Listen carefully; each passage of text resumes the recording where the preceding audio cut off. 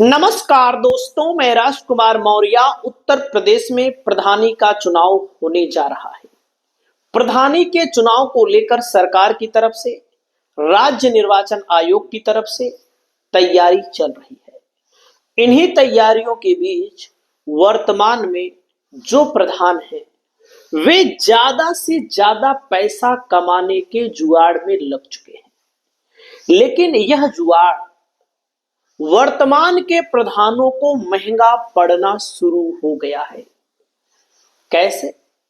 आप लोगों को पता होगा, भली भांति आप लोग जानते होंगे कि जो ये मनरेगा की योजना है सरकार की, इस योजना का मतलब होता है कि गांव के जो बेरोजगार हैं, जो असहाय किस्म के लोग हैं, जो ज्यादा उस तरह काम नहीं कर सकते, इनको प्रयोग करके इनसे मिट्टी से जैसे चक्रोड बनाना है, मेड़ बनवाना है, छोटे मोटे काम मनरेगा के अंतर्गत प्रधानों को कराने का अधिकार दिया गया है।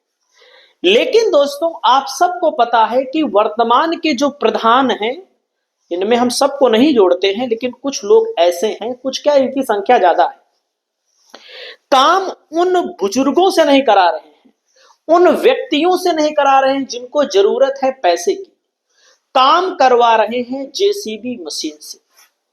और जब जेसीबी मशीन से काम करवा रहे हैं, भाई जाहिर सी बात है, 1 महीने का काम 2 घंटे में हो जा रहा है। अब जब 2 घंटे में हो जा रहा है तो पैसा तो सरकार की तरफ से जो पास होगा, 1 महीने की मजदूरी अगर आप थोड़ी देर के लिए मानिए 100 metre, 200 metre, 300 metre, 400 metre, 500 metre, जो भी चक्रोट है, कहीं पर 4 लाख रुपया, कहीं पर 5 लाख रुपया, कहीं पर 10 लाख रुपया। सोचिएगा, 10 लाख का जो काम होना है मजदूरों के माध्यम से, वो काम जेसीबी से करवा करके 10,000 में करवा करके 20,000 या 50,000 में करवा करके बाकी पैसा निकाल लिया जा रहा है। कैसे निकाला जा रहा है? इसके पीछे बहुत बड़ी टीम है। टीम का मतलब है, कुछ बुजुर्गों को बरगलाया जाता है, कुछ महिलाओं को बताया जाता है आपको काम करना नहीं है, 4,000 रुपया अगर आएगा तो आपको 500 रुपया दे दिया जाएगा। आप अपना पासबुक दे दीजिए, अपना आधार कार्ड दे दीजिए, और कभी कभी बीच बीच में फोटो खिंचवा लेते हैं। कुछ तसला खरीद दिए हैं, फावड़ा खरीद दिए हैं, लोग झूठे मानी का 10-5 लोगों को इकट्ठा कर देते हैं और उनसे फोटो खिंचवा लेते हैं। लेकिन जिनसे फोटो खिंचवाते हैं उनसे अतिरिक्त कुछ लोग प्रदेश में रहते हैं, दूसरे प्रदेशों में काम करते हैं। कुछ लोग दूसरे प्रदेशों के अलावा दूसरा काम करते हैं।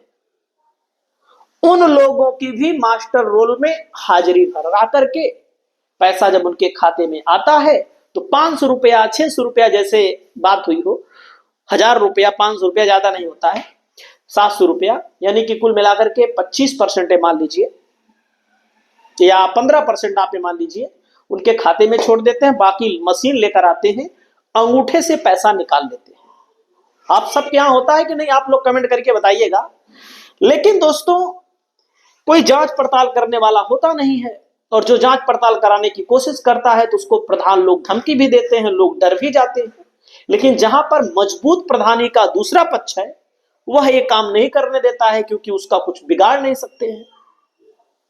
तो दोस्तों, यहां पर देख सकते हैं, ये देखिए, प्रधानी चुनाव से पहले इस ग्राम पंचायत का भ्रष्टाचार आया सामने। 15 पर एक्शन, 15 पर एक्शन किसके किसके ऊपर हुआ है दोस्तों, मैं आपको बताना चाहूंगा।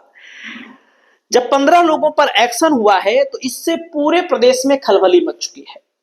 दोस्तों, यहां पर जब जांच की गई, पड़ताल की गई, तो मनरेगा में इस तरह का भ्रष्टाचार सामने आया है, और इस भ्रष्टाचार आने के बाद 26 लाख रुपया वसूली करने का आदेश जारी हो गया है। सरकार की तरफ से विभागीय कार्यवाही कर दी गई है।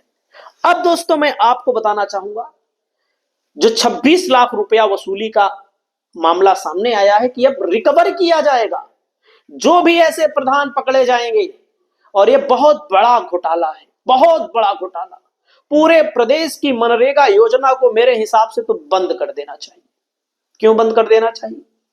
कोई कंपनी को ठेका दे दे, वो कंपनी चकरोट पकरोट बनवाए अपना, कोई काम नहीं होता है। 90% काम नहीं होता है, 10% काम होता है, वो भी मशीनों से होता है। उसके बाद पैसे का पूरा खेल हो जाता है। प्रधान होता है गांव का विकास करने के लिए, गांव का विनाश करने के लिए नहीं। मनरेगा योजना का मतलब है कि जनता के खाते में पैसा पहुंचे। आप सोचिए, जनता के खाते में पैसा पहुंचे और जनता मार्केट में खर्च करे। खाते में तो पैसा पहुंच रहा है, लेकिन कै परसेंट? 15%, 10%। 5,000 आ रहा है तो 500, 10,000 आ रहा है तो 1,000 या 1,200, 1,500, बस। बाकी पैसा प्रधान की जेब में जा रहा है। और इसमें कौन कौन मिले होते हैं? बड़े बड़े अधिकारी भी मिले होते हैं, प्रधान, सेक्रेटरी, ऐसे तमाम लोग मिले होते हैं। और उस सेंटर वाला व्यक्ति भी मिला होता है जो अंगूठे से पैसा निकालने का काम करता है। दोस्तों, देश का विनाश करने में बड़े बड़े नेताओं का हाथ ही नहीं है, उन लोगों का तो हाथ है ये। इन छोटे छोटे ग्राम प्रधानों का, जो गांव के विकास के लिए बनाए गए हैं, इनका सबसे बड़ा नुकसान है। और हमारे देश की जनता गरीब होती जा रही है, अमीर अमीर होता जा रहा है। गरीब के खाते में सरकार जब पैसा भेज रही है, तो गरीब, चाहे शौचालय का पैसा सरकार भेजती हो तो 2,000 रुपया प्रधान को चाहिए, आवास का पैसा सरकार भेजती है तो 20,000 रुपया चाहिए प्रधान को, खाना, मिड डे मील का पैसा आता है, थर्ड पार्टी का सामान खिलाया जाता है बच्चों को, फर्स्ट क्वालिटी का पैसा सरकार देती है। और प्रधान और जो प्रधानाचार्य वगैरह के अंडर में चार्ज होता है, वही लोग मिलकर लूट रहे हैं। छोटे छोटे बच्चों के लिए, 5 साल तक के बच्चों के लिए सरकार की तरफ से रिफाइंड आता है, दाल आता है, चावल आता है, और भी कुछ पौष्टिक आहार आते हैं। लगभग पूरा लूट लिया जाता है, लगभग पूरा लूट लिया जाता है। 10-5% लोगों को दिया जाता है, बाकी लोगों को दिया ही नहीं जाता है। तो ऐसे लोगों के ऊपर सरकार शिकंजा कस रही है। सरकार अकेले क्या करे? किसी की भी सरकार हो, योगी जी की सरकार है वर्तमान में यूपी में, योगी जी अकेले क्या करें? इसमें जनता भी जिम्मेदार है। अगर आपके गांव में काम नहीं हो रहा है ना, तो आप भी जिम्मेदार हैं। हमारे गांव में काम नहीं हो रहा है तो हम भी जिम्मेदार हैं। तो इन सब मसलों को लेकर के सरकार की तरफ से वसूली जारी हो रही है। और जो लोग ऐसे मामलों में पकड़े जा रहे हैं, ऐसे लोग अब दोबारा प्रधानी का चुनाव नहीं लड़ पाएंगे। इस मुद्दे पर दोस्तों आपकी क्या राय है सरकार के इस फैसले को लेकर? कमेंट करके जरूर बताइएगा। नमस्कार।